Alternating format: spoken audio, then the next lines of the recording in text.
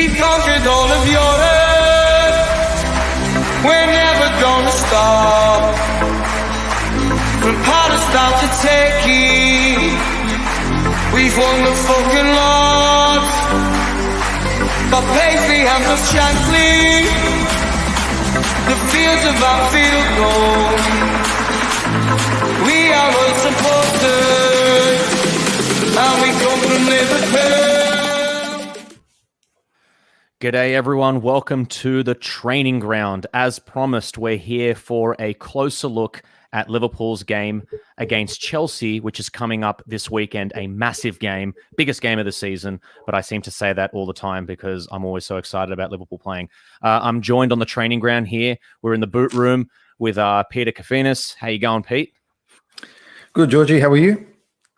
Man, I'm psyched because our training grounds keep, They keep bringing up really great pieces of information. I mean, you and I don't even know the information that we're going to find because we're looking at it in real time, and we're really lucky to have not only the stills and images that we collect, but also the stats we have available to us, and they really do paint a great picture of the teams that we're facing, and also the teams that we faced in the past because we do have historical data. It's been eye-opening, man. Every time we do this, it feels great. Feels like you're actually there prepping for the match with the staff, and it's one of those things that it's really intriguing, it's interesting, it's engaging, it keeps your brain ticking over as well, because I don't know if I want to start a rumor, but the rumors are that Pep Lijnders watched our show last week.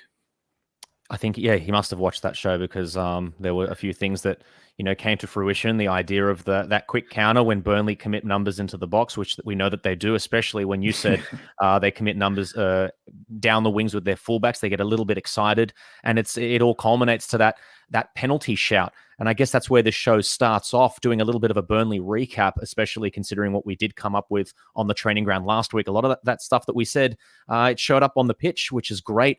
Very, very quick reminder here. We are here at the Red Sea Down Under. Obviously, we are on the YouTube at Red Sea Podcast, on Twitter at Red Sea Podcast, but also on the YouTube. You can find us by searching Red Sea Podcast, subscribe to the channel, and then like the video as well. That gets us up the order in terms of viewership on the YouTube. But also just take a look down at the bottom of this recording. You'll see that this is pre-recorded. It's not live. So we're very sorry if we can't get to your comments right now.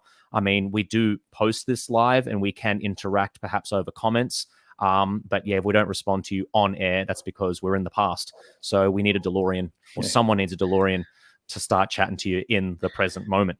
But having said that, let's just do a quick Burnley recap. Like I said, Alexander-Arnold bundles over, but it was a fair shoulder to shoulder. I think is it Mike Dean does that whole thing where he does that. He slaps his shoulder and waves no penalty. Ball comes out to Salah. He holds it up nicely, lays it back to Henderson, switch of play, and then Tsimikas puts it in for the Jota header. And Burnley are kind of still trying to figure out how do we get into our rigid, boring 4-4 or 4-5-1 shape. And Liverpool have just not given them the chance, Pete.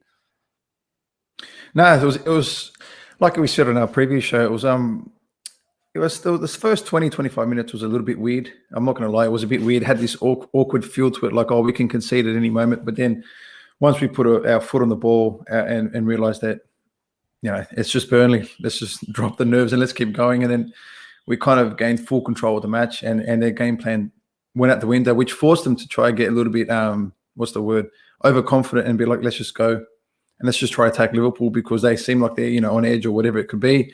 And then we hit just that one counter-attack, which I'm sure you're going to speak about soon. It was just beautiful to watch. Absolutely beautiful. Absolutely. I mean, that counterattack was a thing of magic, and it's weird because it doesn't look like a counterattack, but it's again, especially when when the EPL, like all the shows, do that kind of like, was it controversial with the Trent penalty shout leading up to the goal? That's when something happened pretty quickly because Burnley are arguing, if we got that penalty, Liverpool would have never scored.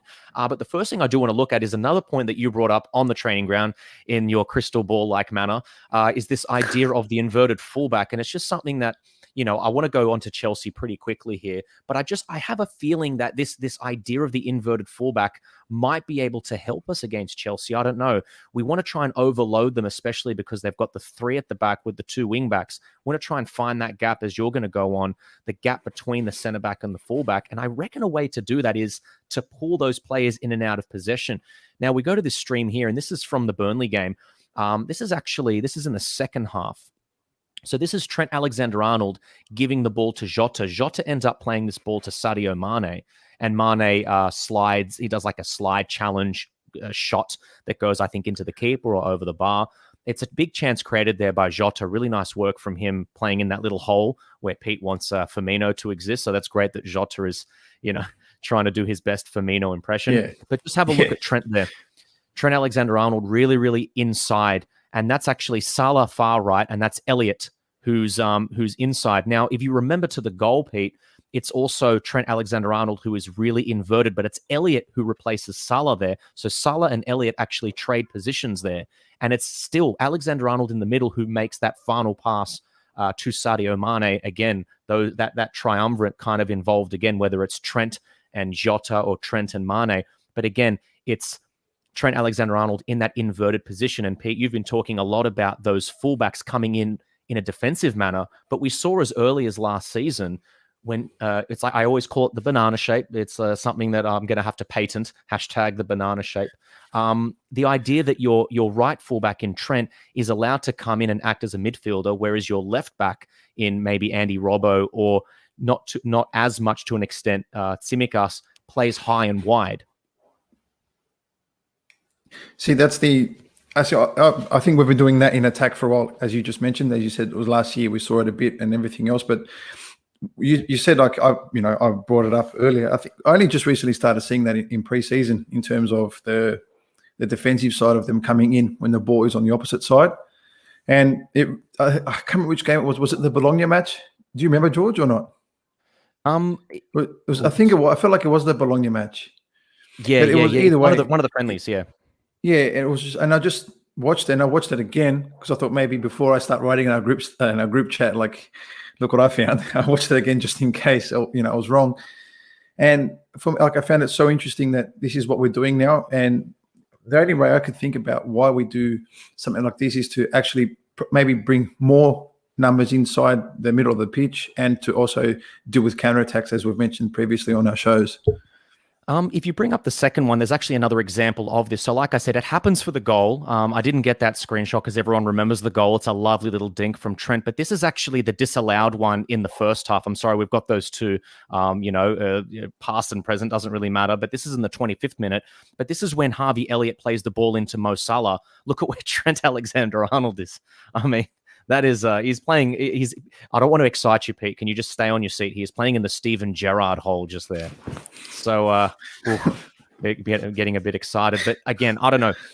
I like what you were just saying then, a way to kind of, pick apart defenses. Also think about, you don't want Trent and Salah running into each other. So by bringing Trent infield, it kind of, the defenders who are out on the wing don't get to do two things at once. If they just send two people out there on Salah and Trent, they can both kind of work together. But if Salah's out there on his own and Trent is inside, they're all of a sudden looking at each other and they're like, what do we actually do here?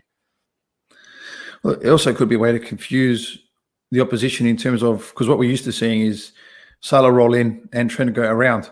And that's something that we've seen work a million times and we're so successful at doing that kind of movement. But now we're thinking, maybe Salah just stays wide and then Trent goes in the underlap. And then, coaches, you don't want to really leave Salah out wide one-on-one with your fullback because a lot of the time you're going to lose. So that could be something that it's just more of a brain, like a brain spasm for the opposition coach to kind of think of, they're doing this now. How do we deal with it? You know what I mean? Absolutely. I mean, having said that, let's try and take a lot of this Burnley recap. I mean, it was very brief, but we want to go on to the big stuff, the juicy stuff. That's why we're here. It is a Chelsea preview of sorts on the training ground here. We do want to do the standard thing that we do, which is have a look at our really amazing stats, Pete. You're really, really good at getting all this stuff together. I put it in a nice Excel spreadsheet, and we are where we are, I think. And you can see that all right? That's the best it's ever looked. Best it's ever looked. And what we've got here is, I mean, look, Chelsea versus their average opponents is in yellow. We've got Chelsea's last 2 games in blue. And by the way, what we've actually done for you, Pete, how amazing was this in, we'll call it in rehearsals. We actually got Chelsea versus their average opponents only in the Tuchel era. So what you're seeing there is, you know, how many goals they score on average and how many goals they concede on average based on Tuchel's time, not based on, you know, anything with that previous Lampard, you know, joke of a managerial reign. Sorry, that was a bit harsh on poor Frank, but yeah. No, it's not. No, sorry. But it's really interesting. Actually, there's a goals conceded here somewhere that I just wanted to have a look at. It should be at the front there. But the goals conceded under Tuchel went down. It was originally 0.62, and it actually comes down to 0.4 or something like that. So it's actually it's gone down a lot since Tuchel came in, and that kind of makes sense, doesn't it, Pete? He's come in and he's brought defensive solidity, right? Yeah, I think it was at the start. Yeah. I think, what was it when he had some sort of clean sheet record when he first came in. He had to concede in so many games, and that's obviously the foundation to a good team and for a good season.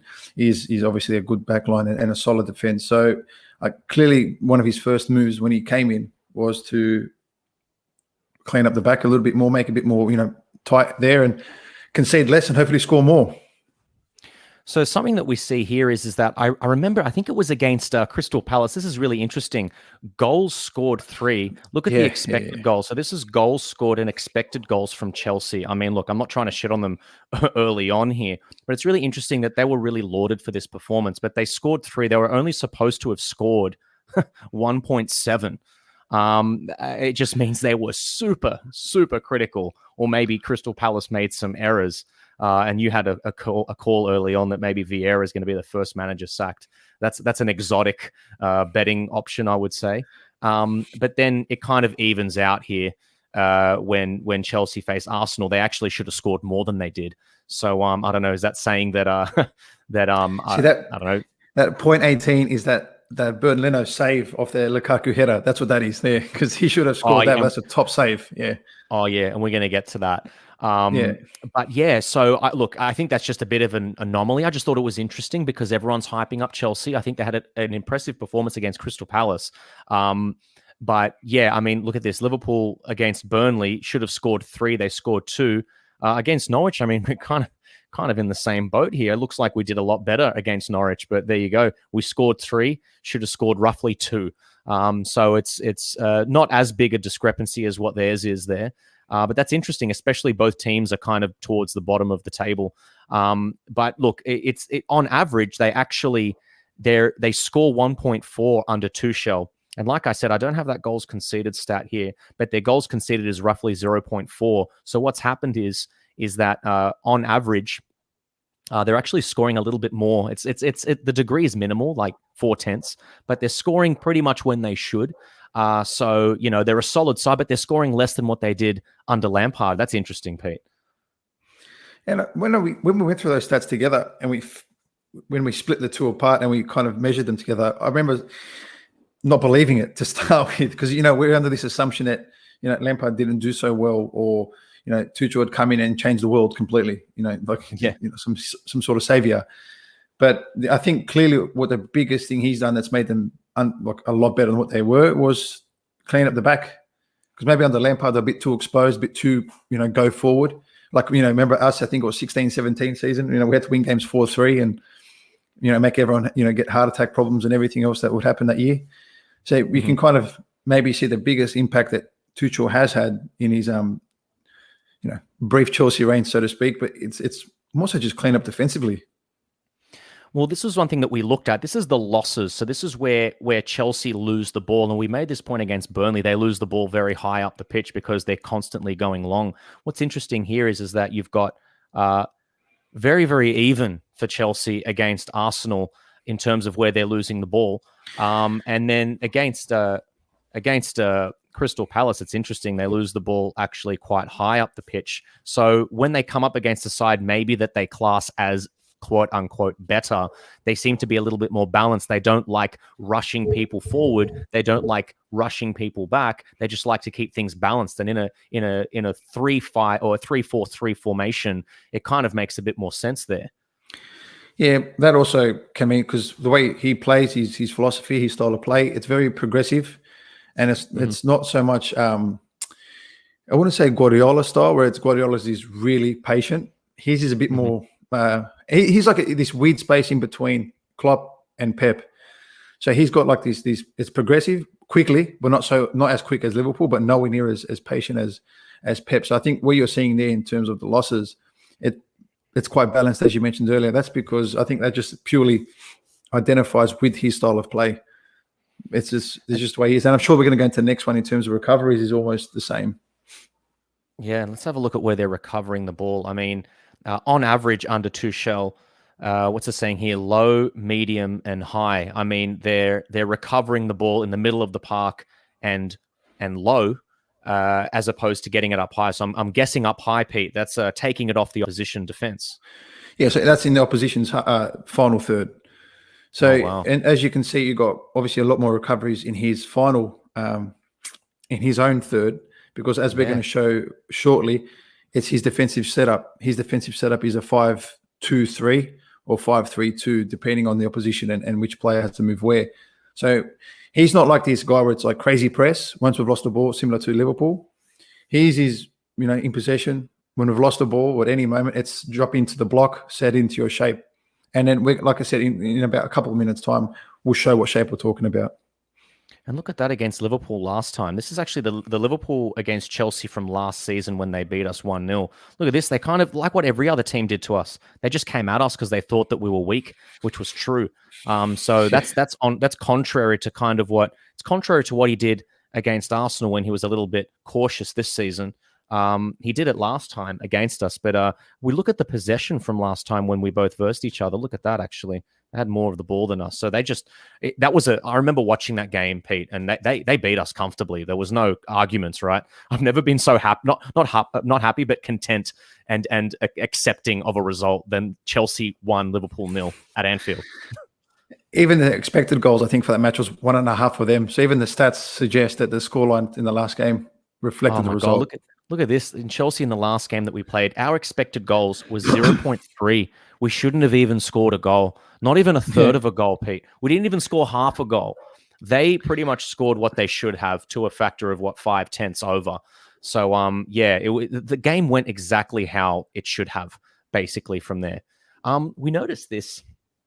What was this against Crystal Palace? When we were mentioning that stuff, Pete, about expected goals being so low, I think it's because a lot of those shots came from outside the penalty area. We noticed that 8 came from outside. Against Arsenal, out of 14. They had a lot out of 14. Yeah. We actually looked at this beforehand as well. Controlled possession play with shots. Now, can you explain what that is, controlled possession? So that's it's not off a counter-attack. It's obviously not off a set piece. It's more so in a pattern of play. So, if you progress from midfield to the final third or from the fullbacks into the midfield, into the strikers or attackers, whatever it is. So it's basically when you're in possession and it's not off a dead ball situation or anything that is come off, like off a counter-attack or whatever. It's more so once you've had possession, after 2 or 3, 4 passes, what happens next? That's interesting. They don't really concede. Like you said, that balanced style of play from Tuchel, really organized and really regimented. Look at that. I mean, it's a factor of what is that? Controlled possession play with shots. 17% of the time that there is controlled possession build-up, they only concede a shot for 17% of the time. However, with a counterattack, it's almost double. So, I mean, is that the way to get at Chelsea? Counterattack. Do we wait for the tactics board or do we talk about it now? Or we might have to wait till later, but they were interesting stats, especially from their averages. Look at that, counterattacks with shots against Arsenal was 100%. There weren't that many counters in that game, it seems. There was one thing that was really interesting, by the way, and this was offensive duels. Now, Pete, I'm going to ask you what you reckon this is. Which player had this effect? Offensive duels 1. So offensive duels in total. Now, this is before a player arrived, and this is after a player arrived. So what's happened here? Look, when you spend $120 million on a player, I think they're the improvements you're going to get. And I think those offensive duels are purely Lukaku based. Being the target man, being the main man up front, being that person where you're going to play off. I think that comes down to his influence on the pitch. And I think we had it there very quickly. I think we looked at it on the sofa score, by the way, and we saw it was something like, what did he have, like 10 or something aerial duels, and he won 7, or he had 7 and he won 4. So, I mean, yeah, it was something very similar along those lines. Now that he's in the side, Chelsea are playing to him, and we're going to see that later on when we look at how Chelsea performed against Arsenal and what we can do to stop it. They're playing into his feet now. It's kind of like they have all their Chelseaisms, and now they can just literally put in a player and just play the default way that you can play with the target man. But that's his strength. So when you spend that much money on a player, you got to use what he's good at. I think he's not so much a one that you play in behind. He's one that you play into his feet, get players running off him, and then getting him to turn and play or dart into the box. I mean, you wouldn't sign Lukaku and play him as you would Salah, so to speak. But you could, play him as maybe as a Firmino. Not even that, because Firmino isn't so much hold up play. Firmino's more of a link play. But he's old school number 9. He's really, really good at it, let's be honest. And if you have him, again, if you have to change your philosophy just a little bit to suit his needs, you do it. It's simple as that. So listen to this. Ground duels won. I mean, this is something where, he's jostling for a ball. He won 50% of his ground duels. He had 8. And then his aerial duels, he had 7 and he won 4. So he won over 50% of those. So that's what combined 15. So there's your difference in the numbers. What's 58 plus 15? And not to shit on him and take anything away from him himself. That Pablo Mari was atrocious at dealing with him. Mm-hmm. And in this match, It's not Pablo Mari dealing with him or Rob Holding. It's Virgil and Matip. So I'd love to see those stats after this game this weekend. Look at that. Aerial duels won 51% without Lukaku, 39%. They're getting better at winning stuff with the big guy up front. He actually wins another aerial duel, and it gets one of those expected chances that should have gone in. The one with Leno. We're gonna see that screenshot later on as well. One of the best saves I've ever seen, by the way. Oh wow, incredible. We're just looking at this passes into the final third. This was something that you said that we might be able to do. So this is passes into the final third, and then the ones that are accurate. As these are the percentages here. And these were how many passes that there were. So Chelsea passes into the final third against us was 71 compared to our 46 last time Which is unlike us, by the way, because normally our strengths are getting the ball into that area. But so it goes to show where we were at the last time we played them. I know, and they were so progressive against us. It's and this is interesting, progressive passes, which means if we're not passing into the final third, this is what the two that I wanted to look at. If we're doing progressive passes of 86 and into the final third is only 46, it means we're basically playing the ball forward and then playing it back, playing it forward and playing it back, and just not penetrating at all. So there were all sorts of issues there. And you know what? We just saw from that stat before, Chelsea do not mind, progressive possession leading to a shot. I mean, it is, control possession. They love it when teams do that against them. Yeah, it also means that we can get the ball from goalkeeper into midfield, but we can never get it from midfield into final third. Because either through it's a misplaced pass or a loss of possession, whatever it is. It just means that in that game in particular, we weren't the best at getting the ball into our main men to score goals.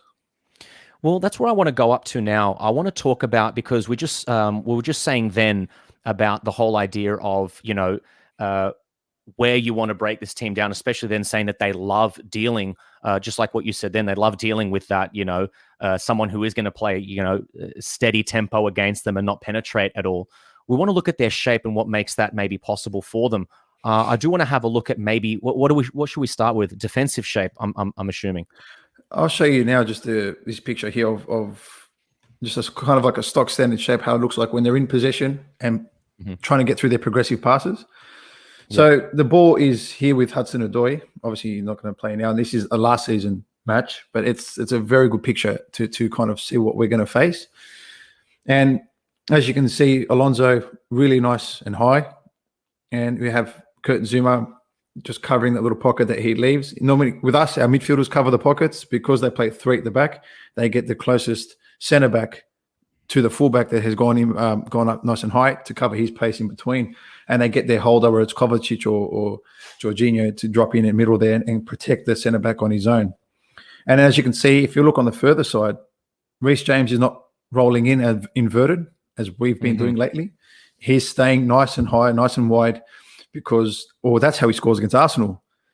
Because it comes from this moment, it comes from this area here. It finds Mason Mount in the middle, goes to James, and then he comes in and scores. So that's just a nice little picture here in terms of in possession what we may face. The next one I want to show was the shape in defense, and this is actually against us, I believe. Yep. This was that game, the last time we played them. Now, obviously, you can see Trent's got the ball and carrying the ball into the progressive kind of area where we can try and get him behind. But have a look. It's just, look where Mane is first and foremost. So he's in no help whatsoever to try and get us in behind. Looks like it's looks like Henderson. Was it Robbo? Henderson. I don't know. But it can't be Henderson. He's injured at that stage, is he not? So is it Robertson? Is it Shaqiri? I don't know. Is it Jota? That must be Robertson. Must be Robertson. Yeah, but either way, Salah's the only one in a position that can actually cause some damage. And our closest midfielder is Curtis Jones here. So that 5 at the back, and there's your 2 central blocking that middle area, and there's your 3 that will do the pressing. And we're going to actually show a picture of that later as well. So this is what we spoke about earlier in terms of how they win the ball off your stats that you showed, how they win the ball in their third more so than any other area on the pitch. And here's a perfect example of how they do it. Absolutely. So the picture to match the stats. Literally. It's like we planned it, Pete. Yeah. Did we? Are we that good? I don't know. I mean, good as in the sense of, do we put that much work into this? Maybe. Oh, no, this is all natural. This is off the fly. This is all improv. It's improv. I'm an actor after all. Yeah, well, you're teaching me out now, aren't you? So the next one. So this was the Arsenal match. Actually, this is really really want to touch on interesting this because, one, George? Yeah, because this shows their shape there. There's that 5 at the back that you were talking about yet again. But one thing that you've actually told me here is that there might be a space in behind the wing backs. We're going to have a closer look at that when we do go to the tactics board. But right here, what happens? I think that's Tierney. Is that the left back? Yeah. So I believe this is the pass, the one that you want to show. I don't think this is it. This is the moment that we just want to show the shape against Arsenal. Yeah, no. I think really? That's the one that you want to talk about. Yeah. So this is the shape mainly just against Arsenal. But what happens here, see this defender here? I think that's Azpilicueta. He rushes out. Is my mouse moving, by the way? Can you see my cursor? Is that moving? Yeah. Okay, so he rushes out here because he thinks he's going to cut out that pass there. So I'm thinking in my mind, for us to hurt them, I think maybe Naby Keita, maybe it's a Mane rolling in, maybe it's Firmino or Jota, but he pumps out here to try and get him to close him down because he thinks that's where the pass is going. As he rushes out, then there's spaces here left behind. So that's either for our Firmino or Jota run potentially, or if Mane is nice and high, to actually get into that pocket there left by him and then play it in behind, which leads on to your point in here. Well, it's the same shape, and you were saying this as well. It's one of whichever centre back is on the side of the ball that they're expecting to make an interception. It's that centre back that goes out. I mean, if it's in the middle, we're going to get the middle centre back coming out to press. If it's on the right one will go and press. On the left, it'll be Rudiger, who I'm assuming is the left centre back here, number 2. But in this instance, when you were saying this idea of space in behind the wing backs, especially if they're going to be 5 at the back like this is an example of Arsenal trying to deal with it. Now, I mean, I'm not saying that this is a thing to do. I'm probably more saying maybe it's a thing not to do. We need to exploit this better than what Arsenal have here. Arsenal have done the hit and hope here. And look how far away their 3 attackers are. I mean, it looks like you got far right there. That's their... Is that, what was his name? Smith Rowe or something like that? Yeah. There he is, number 10. And there's their striker in the middle. And then there's, you've actually got, is that Nicola Pepe as well in behind? Yep. And then you've got Tierney up in the far left. It's just all too spread. And you'll see in this, you can't see it here, but what actually happens right after this, the ball goes over and then Tierney puts in a first time, kind of a rushed ball over, like in a cross, and Chelsea deal with it. I think it's actually Marcos Alonso at left wing back who deals with it. But it's just the idea of this is how Arsenal tried to get in behind Reece James. We're going to have to do it better than this. But it's just, especially if they're in that 5, we need to be exploiting this way before this moment. If this is the moment that arrives for us, it's going to be a bit of a hit and hope, like it has been here for Arsenal. That's the main thing I wanted to spot here. We're just going to have to do that a lot better than Arsenal did here, because this play here, 9 minutes in this game, that's a very Liverpool of last season play. Everyone's far apart. No one knows what each other is doing. They're not close together. They do a hit and hope and a volley from a left back to try and play like a gorgeous ball. I mean, Robbo's done it a few times. It's very, very rare. Yeah, and what you can see again is Azpilicueta here. See how his body language says he's going to press here and try come out and get the ball, or try intercept, or try and push it onto this attacker here. So maybe that, for me, I know that we don't plan the things we say, but this is one of those ones that just come in, randomly as we speak. But maybe that's something that is in that we can use, whether it's Keita or whoever's going to play in that position, as a decoy, and it's like trying, commit one out to try and press that, and then actually we attack that space left by him rather than Reece James.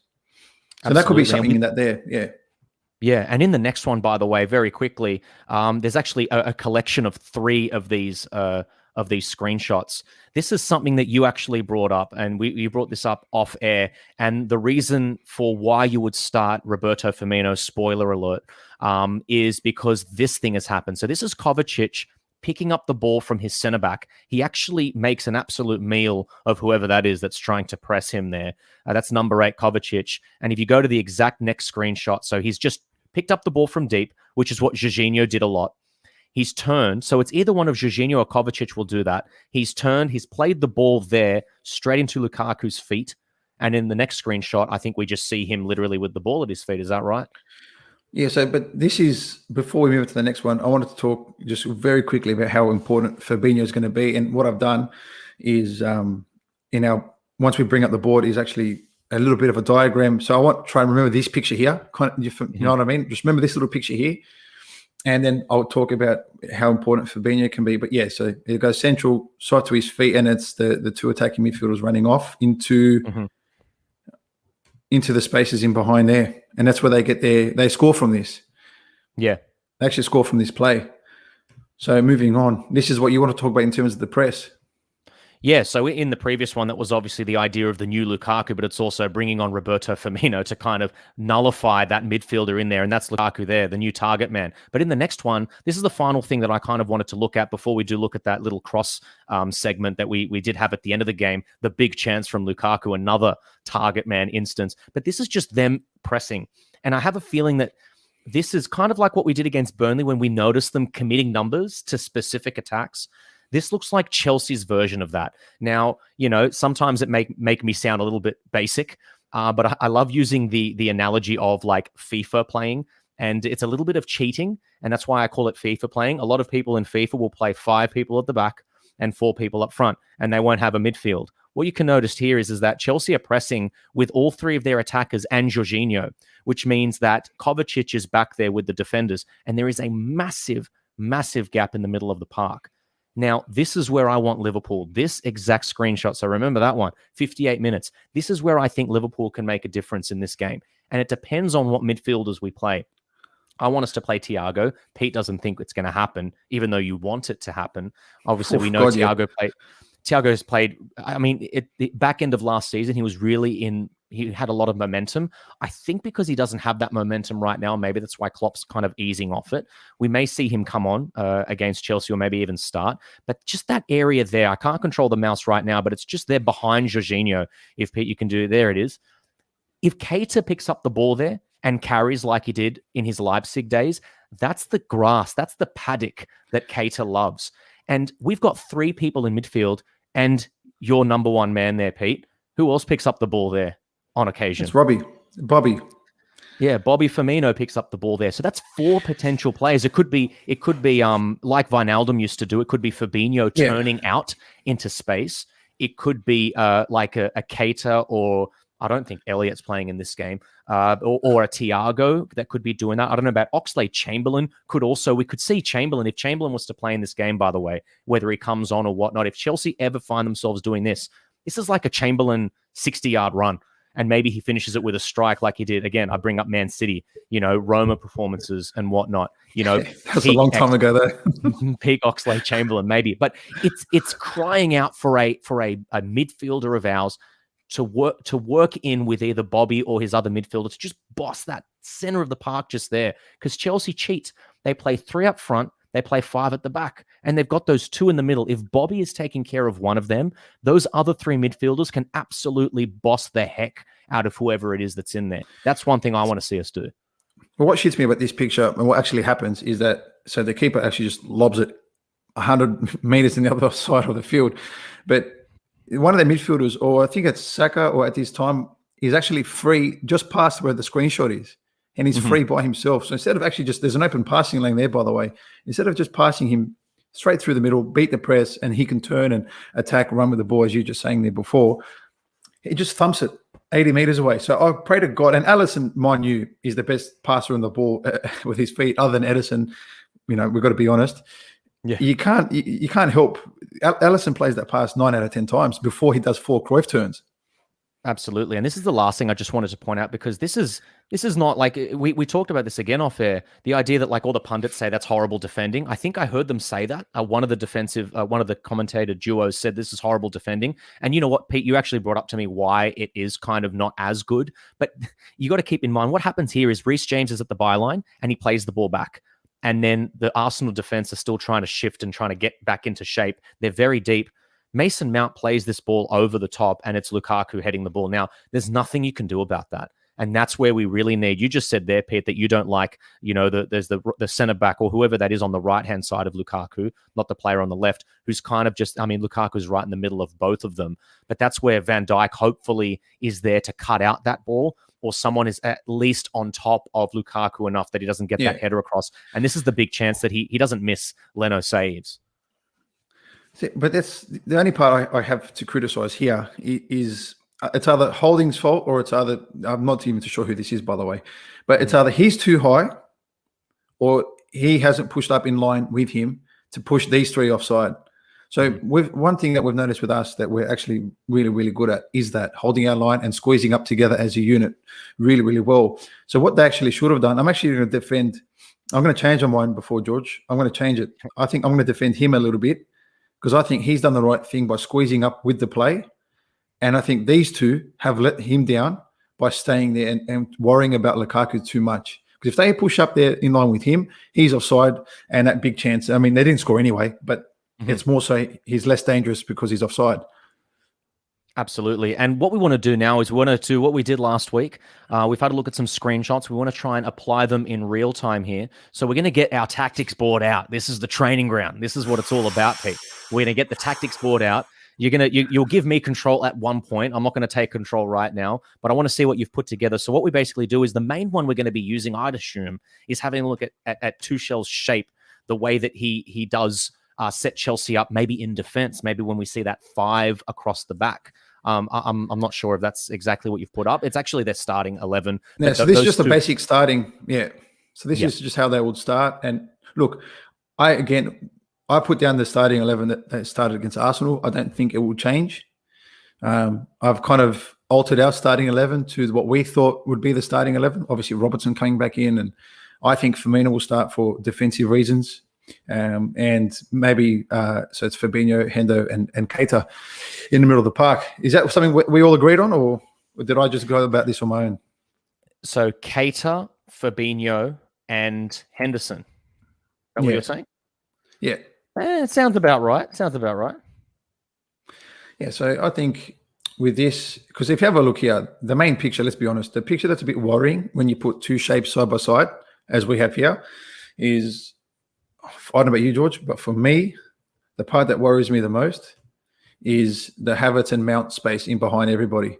Yeah. Right. Well, we see that. We see that in the game. We see that when Lukaku actually receives the ball at his feet. We actually see, if you want to actually get that very quickly, just using our players, what ends up happening is if you bring Robertson back and then you change, so bring Robertson back and then put Mason Mount up where Robertson is. I mean, they constantly switch. So Mason Mount was up there and Havertz was in, and Mount was on Robertson, and Lukaku is where Van Dijk is. And it's kind of, that's where Reece James, and you can put Reece James in that higher up position. This is how they score the goal, essentially. Yeah, because it gets out wide for a cut back into an open goal tapping for Lukaku. But that's again, so it's something that Chelsea will do, and Alonso is the one who's up here, and they commit bodies high, as we've seen in the pictures shown before, and it does look. So if the ball, for example, is something out here, it does look like this, where Rudiger comes in across, Christensen will come in and slide, and Azpilicueta will come in and deal with that, and Kovacic hangs in about here, and Jorginho will come in between. So that's how they will kind of block any sort of counterattack from here whilst they're attacking. Everyone kind of shifts across. Can I ask you very quickly here, this is where they score. This is, I mean, if you put the ball at Lukaku's feet, that's basically where he receives the ball as the target man. Now, you said the left back for Arsenal was in the wrong position there. What do you reckon what are they supposed to do here, considering Havertz, Lukaku, and Mount are kind of 1v1 against our three defenders back there? What do you think should happen? So he gets drawn too much in the attacking midfield, leaving the space he is here. So it's either, for example, Mane has to do the work and deal with that, or what I wanted to know was how come there was no midfielders close by? Well, because we know the Keita player should be somewhere close there, hopefully. It should be that. That's how it should look like. Or if it's not him, he should be into here, and it has to look something like that.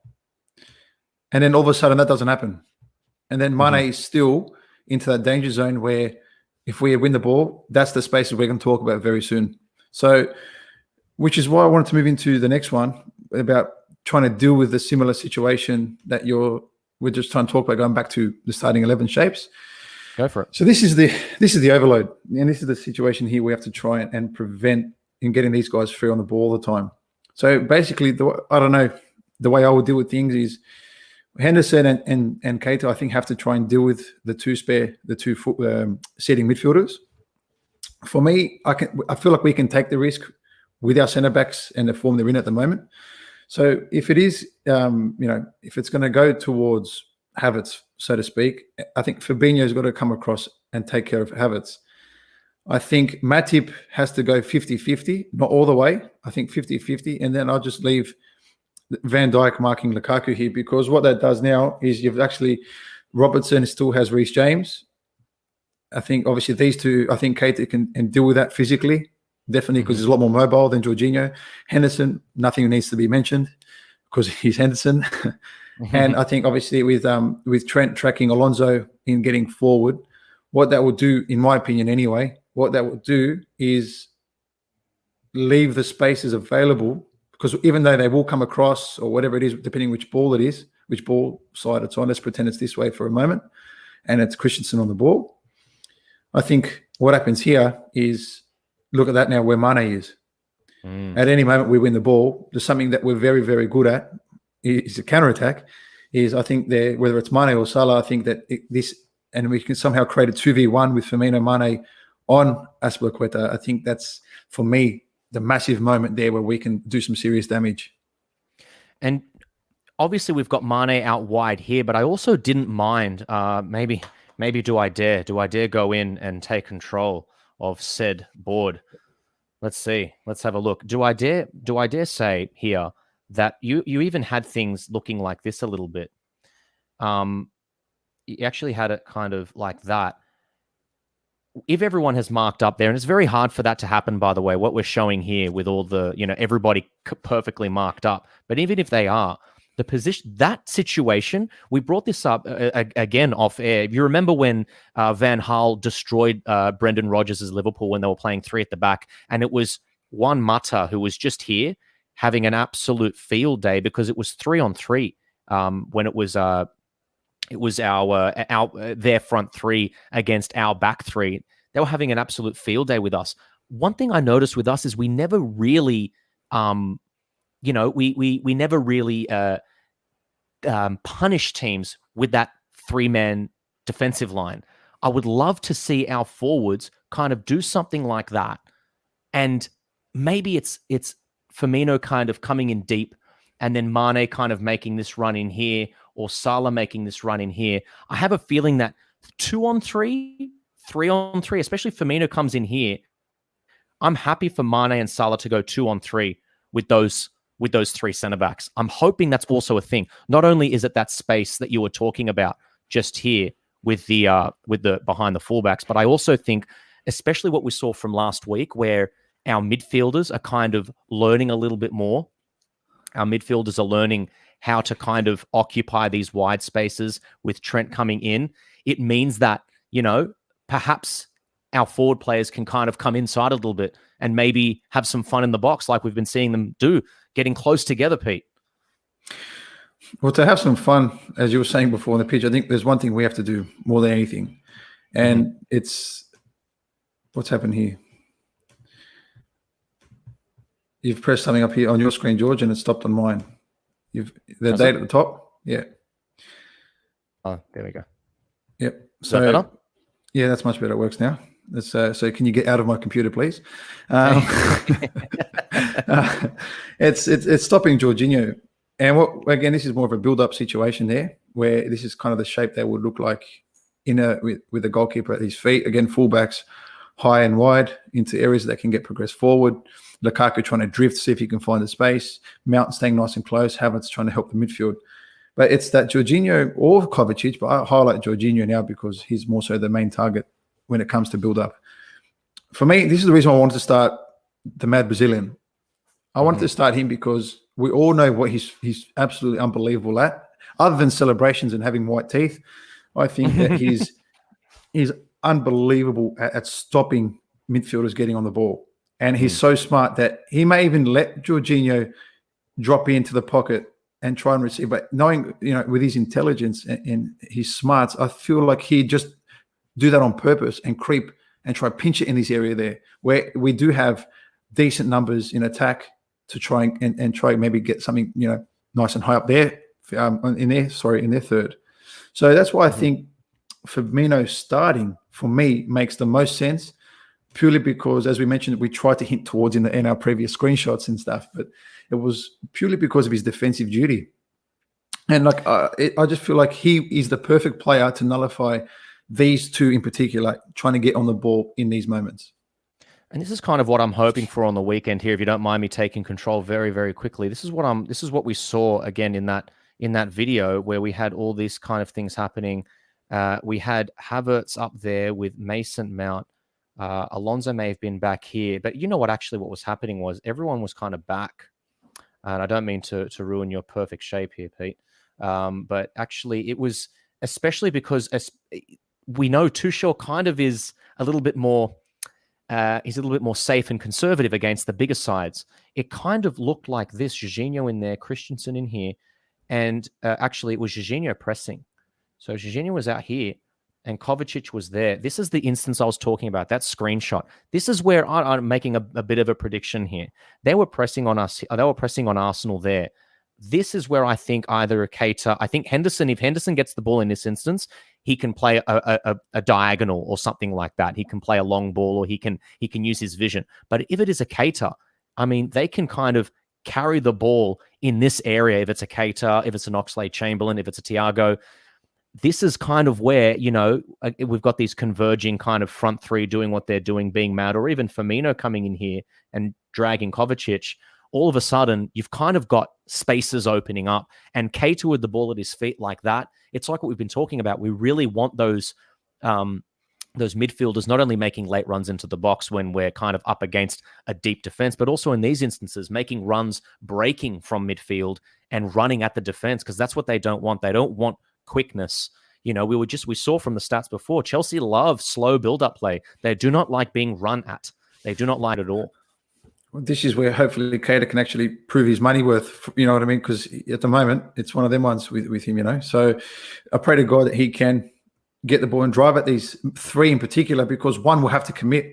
As simple as that, because on the next board, we speak about areas to exploit. And so if Keita has picked up the ball, let's say in this situation, and he's running at them, and a bit more central as he is normally, and has to commit, as we've seen in a couple of the screenshots versus Arsenal. Well, if he does commit because Keita's driving at him, now Jorginho may try and cover, which is fine, because his pace is almost non-existent. Rubbish. It's that there. It's not, if it's not him, it's that there. So, and obviously on the opposite side, it's the same. Or you know what?